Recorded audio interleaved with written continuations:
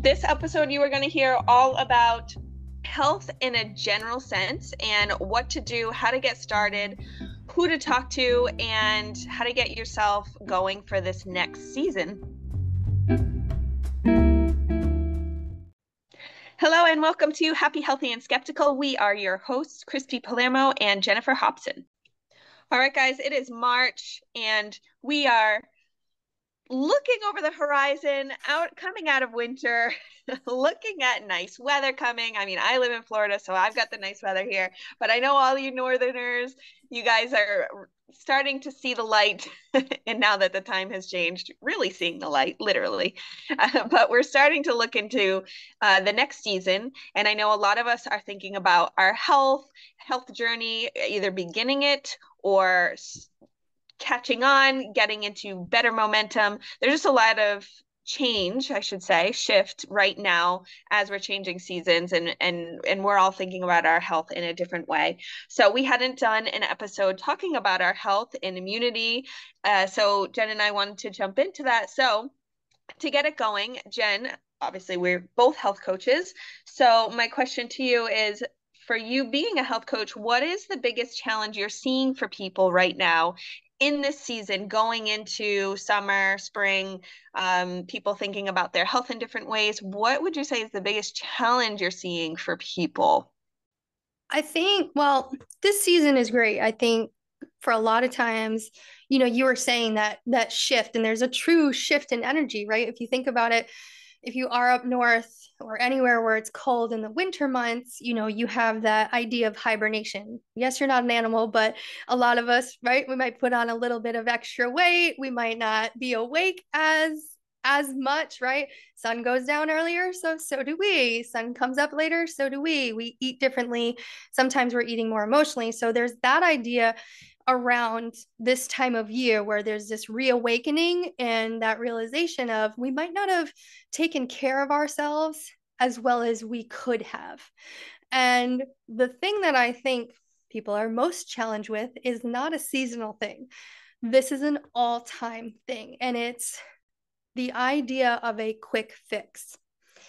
We want a quick fix when it comes to losing weight. We want a quick fix when it comes to maintaining weight. We want a quick fix in pharmaceuticals to stop the symptoms, not to solve the problem. We want a quick fix to move our bodies, right? We want all of these things, and we can say that's from a culture of instant gratification. We could go down that whole path, but and we've seen, and I don't even want to give it credit, but and I won't say it, but there's even these medications out there that will allow you to lose weight, but we're not really spending all the time looking at all of the other things it's doing to our body in the meantime, because all we're focused on at that specific point is creating our body and making it look a certain way, the way we've been told healthy is supposed to look. So the thing not just this season, but I think all the time that challenges people is the instant gratification and the need for wanting to look a certain way, not truly understanding how to take care of ourselves, and thinking health, is just a skinny person. And that's not true. Skinny doesn't necessarily correlate to healthy. And I think on the other end, there's people that are built in a different way. It doesn't mean you're unhealthy. It goes back to what are the things that you are doing to take care of yourself, and that's around your stress, your sleep, your immunity, your gut health, all of the things, and going, all right, how am I taking care of myself, and am I choosing the healthiest things for me and my body? I think that's a great point to go down there. That road is talking about it as something year round, every day, thinking of longevity. And so many times as a coach myself have seen the same thing, and people so focused on the mirror and the scale, where it's like, okay, those are things we want to look at. Yes, I'm not saying not to, but when you're living on the scale multiple times a day, you fluctuate so much. For anybody listening to this, you fluctuate so many times in one day and in one week that it can be so discouraging. If you are on, it's not to say you can't be on a weight loss journey. Of course, these are things we want to look at. But if you are on a weight loss journey, do not go on the scale every day. I'm telling you right now, do not do it. Hide your scale, have somebody else hide your scale for you, Yeah. and only bring it out once a week because you're going to fluctuate and you're going to get discouraged. And I see that so many times. And you're right, it is it's too bad that it's just so stuck on what we look like when it doesn't always necessarily mean health. Because again, if you are starting your journey, if you're going on your journey and you just don't know much about getting healthy, just cutting calories is not always the best route. I want to try to say this where I'm not offending people, but I don't care if I don't offend you. Do not count, like, stop counting your fucking calories, first of all, because you could eat 2 bowls of broccoli and it could be the same amount of calories as a candy bar. Stop. Like, you might, I know you're kind of giving this soft blow to people of, don't count your I'm here to tell you, knock it off. Follow nutrient density. And I'm saying I'm mad about it because my son, I've talked about him before, he's almost 9. And for a small period of time at the beginning of the year, and I didn't dive into where it was coming from. I dove more into the message I was sending him. But he came home and he was like, "Oh, well, mommy, how many calories is in that?" And I was like, "Well, where did you learn about calories?" And he said, "Well, I don't know if I should drink that because it has this many calories in it. Should we be eating it because it has this many calories?" And I almost lost it because I said, so calories is a new word to you. Have you heard the words nutrient density? Because what are we teaching our kids? Is it counting calories or is it looking at the quality of the food that we're eating? I literally wanted to lose it. That's why I just interrupted you. so what do you mean by nutrient dense? So I think there's a lot of different sources you can go to. We've probably mentioned her name before, Dr. Tanda Cook. She's a great person to follow on Instagram. And she talks about nutrient density a lot, but I think you can go back to the example that I just gave you. But you could choose 1,000 calories of broccoli. Not that I'm telling you to just eat a meal of broccoli, okay? Don't put words in my mouth. Or you could choose to eat a Snickers bar, okay? The broccoli is going to give you vitamin D. It's going to give you actual fiber. You have to do more to eat it, right? It takes more of your own energy to eat it than it does to eat a candy bar. Where, the Snickers bar has a shelf life of much, much, much longer than broccoli because it's primarily preservatives. And trying as hard as we can, I'm not saying we need to be perfect, but trying as often as we can to get those nutrient dense foods in, right? Seeds are super nutrient dense. Your proteins are super nutrient dense. Your greens, your vegetables, your fruits, all of those are nutrient dense because if you're eating them in their original form, right? Avocados are great, kale is great, spirulina is great. Like, we have all of these nutrient dense food out there, but back to the quick fixes. Yes, our lives are busy, so sometimes we choose convenience over quality. And I think really nutrient Mm-hmm. density at its finest is the quality of your food. And unfortunately, and this could be an entirely different conversation, is not just our culture. Unfortunately, it has become our culture, but in this country, in the United States of America, we have focused on convenience over quality time and time again. And we've put things in the food that once you have eaten them, your body starts to get addicted to them, right? There's these extra sugars in there, and your body is really treating sugar like cocaine. So now we're addicted to these processed foods, right? You've never craved a food in your life that you never had. It's the truth. You weren't born a baby and your first craving was Twinkies. It didn't happen, right? You did not crave a Twinkie. And so, unfortunately, the thing that happens is as often as we introduce these foods to ourselves, our body starts to acclimate and it goes, "Oh, well, that was really great. It gave me a dopamine hit. I felt really good. I want more of it." Not, "You know what? That tasted really good and it filled me up. And now I have energy and that's going to get me through the day." There's these different things. So, our brain responds differently. So, that's really the longest answer for what is nutrient density versus calories. Mm-hmm. And I think you hit the nail on the head with saying quality because it makes me think of the opposite. And like you're saying, candy bars and all the processed food. And oh my gosh, I mean, I've been eating a lot more processed food for convenience since having my 10-month-old now. And so I've noticed a huge difference in my mental state, in my energy, in how my body is looking. It is a big difference. And that's the stuff that's not it's not fueling us. And I know myself, I am ready to kick into a 30-day challenge because my whole family needs it. Like I see a difference in my kids' behavior when they're eating more processed foods. So it's dialing back. It's not to say, and Jen and I both believe in balance. It's not to say like you can't have a candy bar and you can't have ice cream and don't have pizza. Like, of course, we're going to have those things. Like, but as you said, I love that you talk about babies, and or coming out and not knowing the taste of things, because just on this journey with my third child, and lately starting to give him table foods and our food, and he doesn't know artificial foods. He doesn't. He only knows fresh fruits and vegetables and things like that. And to see his face light up with like grapes today was so cute. And it reminds you, and it takes me back every time and reminds me like these are so delicious. And then reminding my other kids, like when they're asking for treats, and like, okay, treats are not something we have every day.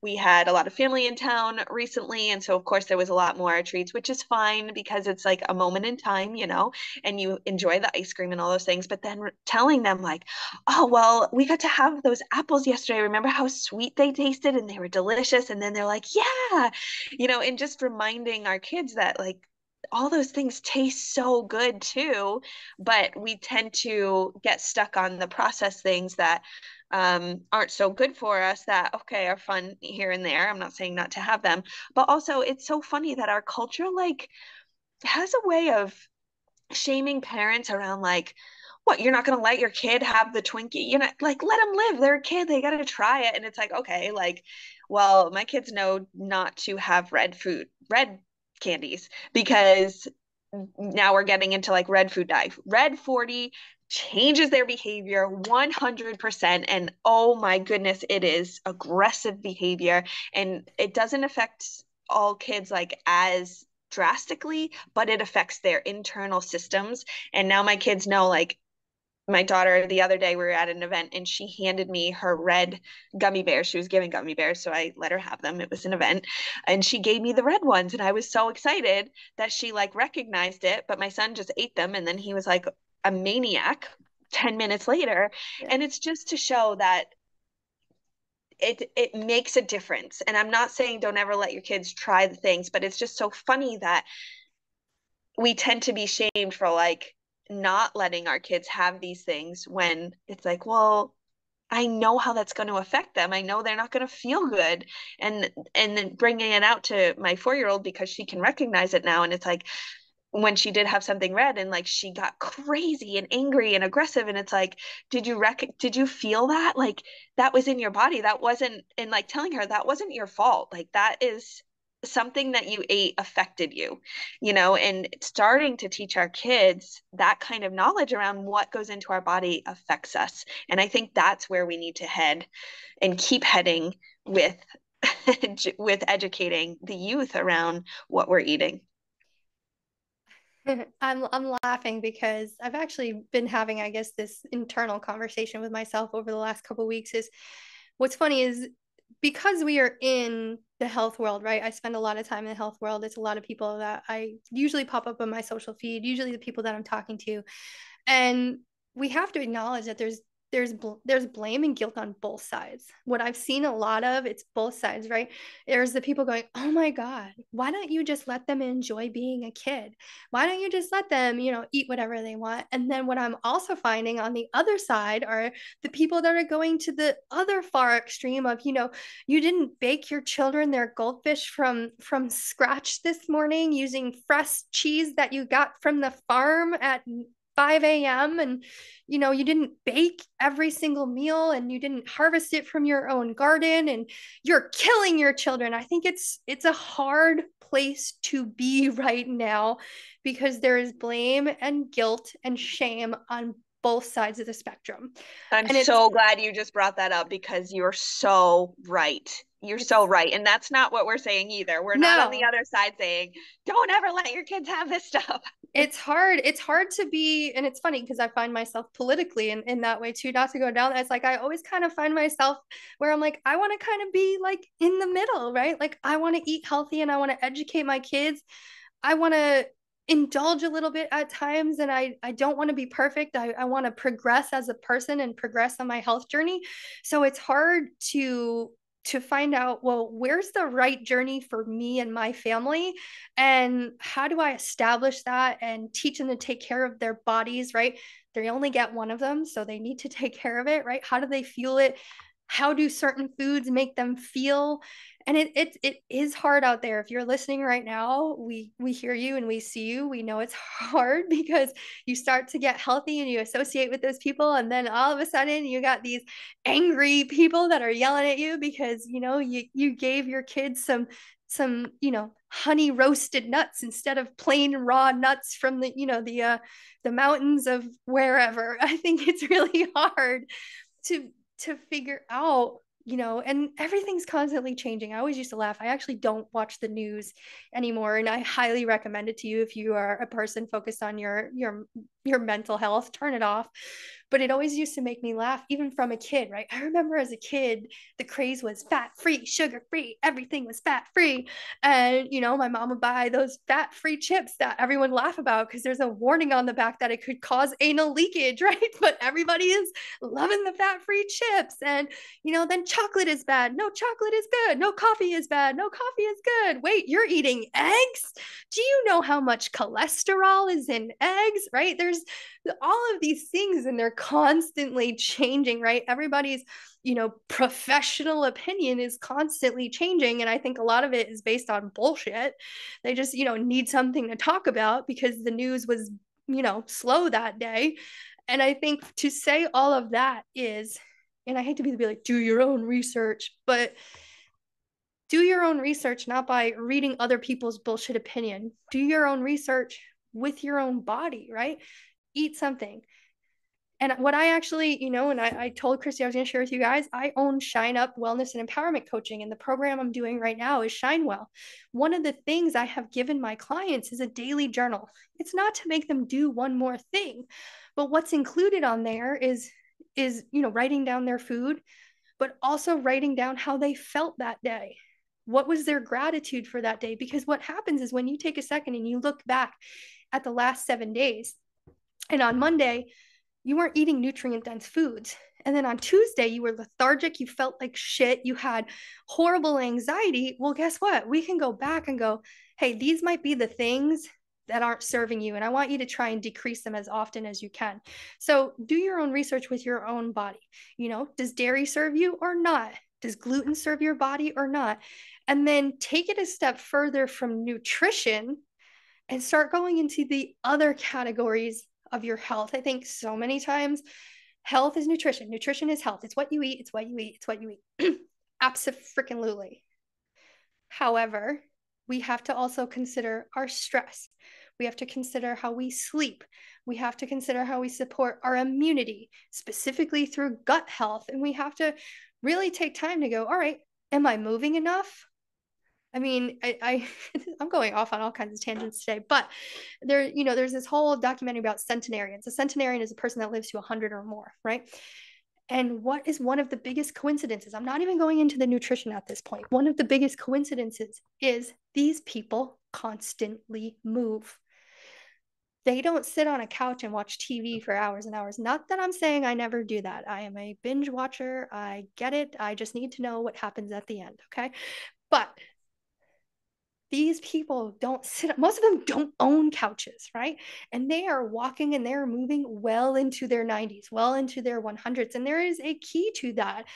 So it's not just about what they're eating, right? You have to think of your health as the complete package, not the fucked up food pyramid, okay? That's not what we're talking about. So if you're thinking of more of like a circle, right? And you got all the pie pieces. And if one piece is missing, then it's not complete. It's not a whole pie. And you have to think of it that way: is where's my mental health? Where's my stress? Where is my sleep? Where is my immunity? where is my movement and where is my food? And if something is missing, eventually something's going to be off. It doesn't have to be perfect, but I think we spend so much time talking about food that we forget about the rest. If you're eating, you are one of those rare people that is, you know what, you're fucking perfect. You're awesome. You eat amazing. And you think I am horrible, but you eat great. However, you are stressed to the max and overproducing cortisol, and you can't figure out why you cannot remove the excess belly fat from your midsection. Well, surprise, surprise, stress releases cortisol, a lot of it.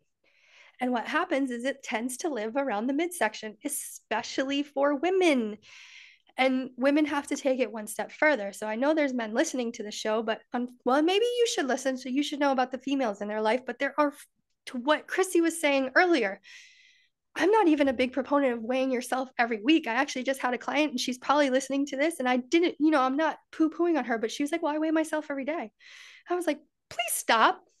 And the main reason for women is, guess what? We have a menstrual cycle and there's 4 different weeks.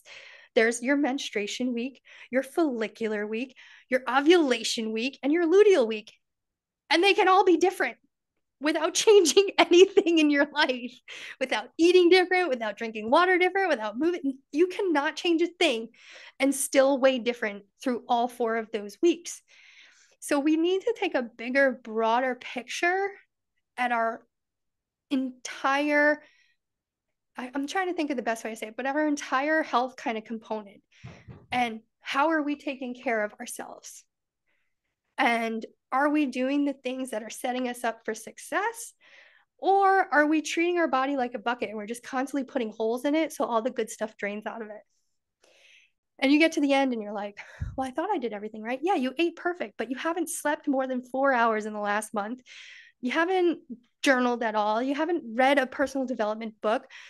You don't take a pre and probiotic. You don't eat fermented food.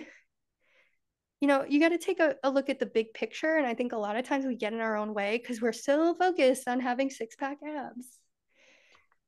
I love your pie or pizza, whatever. I'm talking about reference. nutrition. I mean, it could be pizza pie. I'm good with that.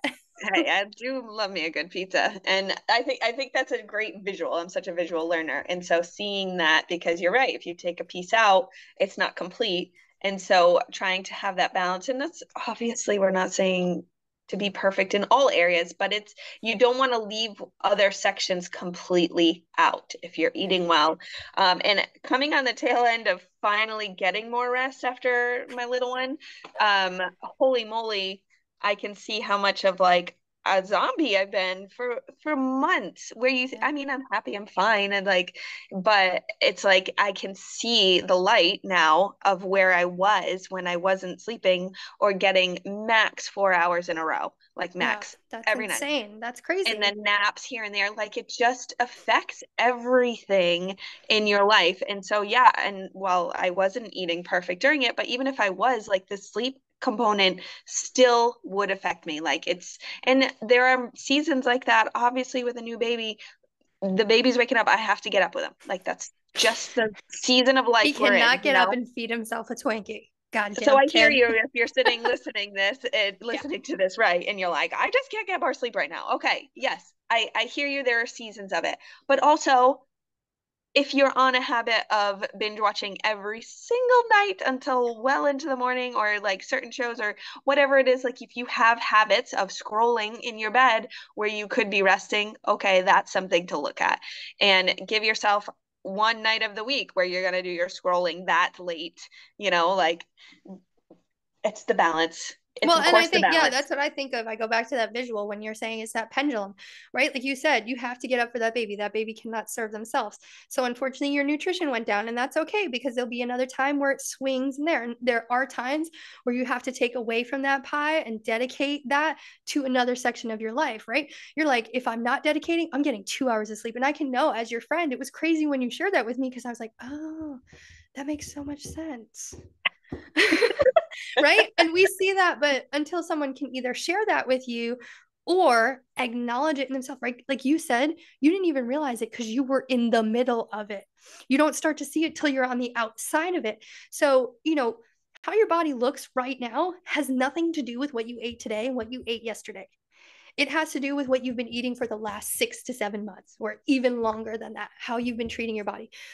Sleep's a little bit different. What I love about sleep is our brain really works like a car wash. And if we don't sleep, the car wash doesn't turn on and all of the plaque builds up in our brain. And you can go down all of the information about how sleep affects your brain. And what happens is plaque starts to develop and it builds up, and that can lead to potential dementia. And people that are already predispositioned to dementia, you need to prioritize sleep. It is I didn't even know that. yeah, That was it is interesting. it's extremely important. And that's the best way I've heard it described is your brain, when it gets to sleep, the car wash turns on, scrubs it in there, gets rid of that excess plaque. And so when it starts to build up, that's when, we're foggy, right? We're not thinking clearly.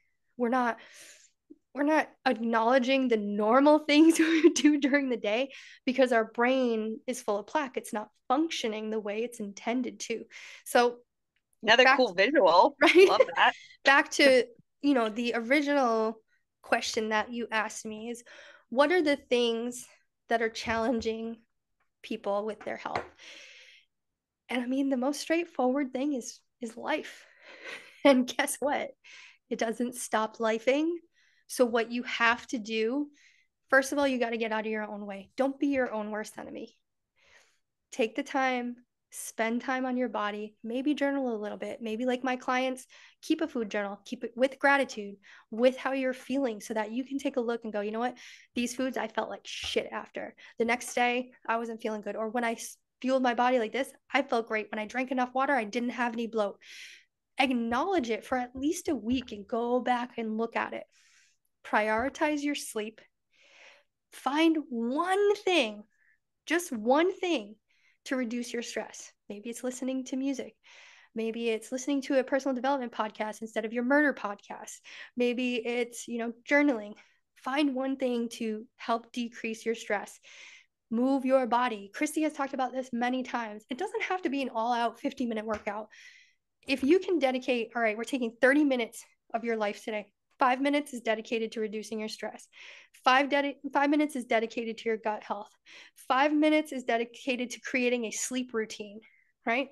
Five. Like, that's only 6. You could do so much with 30 minutes. 5 minutes is Yeah, moving your body. exactly. 5 minutes of moving your body. That's a great start. That's where I tell people to start. Yeah. And it's this idea of don't be your own worst enemy. Prioritize and schedule it. And I even encourage my clients is always go back to the why. Why do you want to be the healthiest version of yourself? Is it for you? Is it for your family? Is it for you and your family? Is it because of your past and what you've seen your family do to their bodies? Is it because you want to live to 100? I don't know your why. Maybe you're an entrepreneur, and guess what? Business doesn't happen if you're not healthy. If you guys listened to our last podcast, I sounded like the crypt keeper, okay? And unfortunately, that stuff happens, but I know the way to get myself to recovery, and it's not working harder sometimes. You have to know when to rest. And I think the biggest thing that I can say to people is, if you do not know where to start, find a coach like myself and Christy, and at first have a conversation. If that's what you need, sometimes it's accountability, sometimes it's encouragement, sometimes it's a cheerleader. You need to figure out who and what right type of coach is for you. But even coaches have coaches, and there's nothing wrong with asking for help. Yes, absolutely. That's exactly where I was going to go to, is to mention exactly that. Reach out to us. We would love to, even if you just have questions and you want to get a conversation started. It's not saying you have to like jump into anything yet, but just have the conversation with Jen or I. Reach out to us. We love to keep this conversation going. We both love talking about this. Obviously, we both get fired up about it. And we have a lot of past episodes on gut health, on movement, on sleep. We talk about these things quite often. So I know Jen can dive into to tell a little bit more about her program. I have a 30-day challenge going on, and I have a ton of workout videos that I love sharing with people. But 30 days is really about food and eating, and it's a great starting point in gut health. That's what I love to get in there for people. So Jen, if you want to share a little bit about the one you have going on. Yeah, for sure. I mean, you guys can always contact us if you go to our social media, Happy, Healthy, Skeptical. But you can also find me. I have my Shine Up Wellness and Empowerment Coaching, and our first Shine Well program is wrapping up, and the second one will be starting on April 8th. Again, like Chrissy said, just having a conversation doesn't mean you're signing up for anything, but if it's something that's a fit for you, or you want one of our other resources, you can find me at Shine Up Coaching. Awesome. Well, as always, join in the conversation. Jen just gave our Instagram, talk to us there, and we will see you on the flip side.